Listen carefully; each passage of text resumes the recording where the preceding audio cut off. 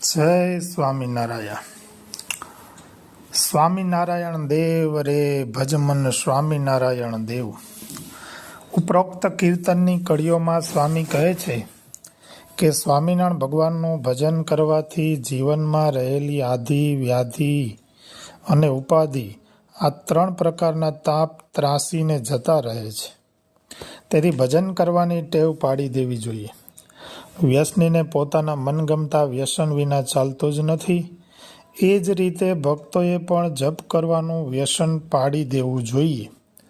જગદીશને યાદ કરીને જપ કરવામાં આવે તો બધી જ મનોકામના પૂર્ણ થઈ જાય છે. સ્વામિનારાયણ મહામંત્રના જપમાં એટલી બધી સુષુપ્ત શક્તિ રહેલી છે કે અંતરમાં રહેલી શક્તિઓને વિકસિત કરી દે છે, અર્થાત અંદર સૂતેલી ચેતનાને જગાડી દે છે. જેવી રીતે ફોનના ડાયલ ઉપર નંબર બરાબર ફેરવવામાં આવે તો વિશ્વના કોઈ પણ દેશમાં કોઈ પણ જગ્યાએ રહેલ વ્યક્તિ સાથે વાતચીત થઈ શકે છે. તેવી જ રીતે ભગવાનનું નામ સ્મરણ પણ હૃદયના ભાવથી કરવામાં આવે તો યોગ્યતા પ્રાપ્ત થતાં જરૂર પ્રગટ પ્રભુના દર્શન થાય છે.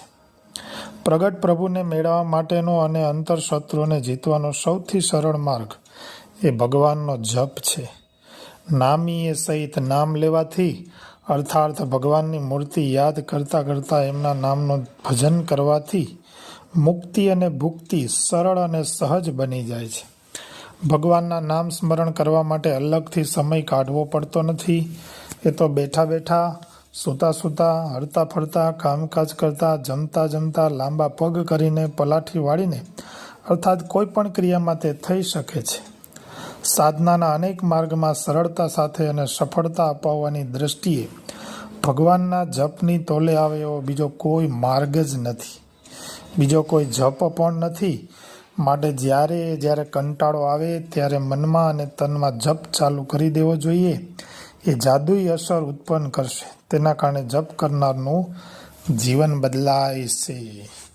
રૂડું સ્વામિનારાયણ નામ નિત્ય સંભારીએ રે, વળી કરતા ઘરનું કામ ઘડી ન વિસારીએ રે. સ્વામિનારાયણ સ્વામિનારાયણ નામ નિત્ય સંભાળીએ રે.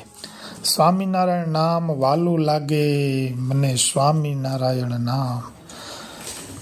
આવી રીતે સંતો પણ સ્વામિનારાયણ સ્વામિનારાયણ સ્વામિનારાયણ સ્વામિનારાયણ સ્વામિનારાયણ સ્વામિનારાયણ સ્વામિનારાયણ સ્વામિનારાયણ ભજન કરવાનું મહારાજ અને ભક્ત સંતો બધા જ કહે છે.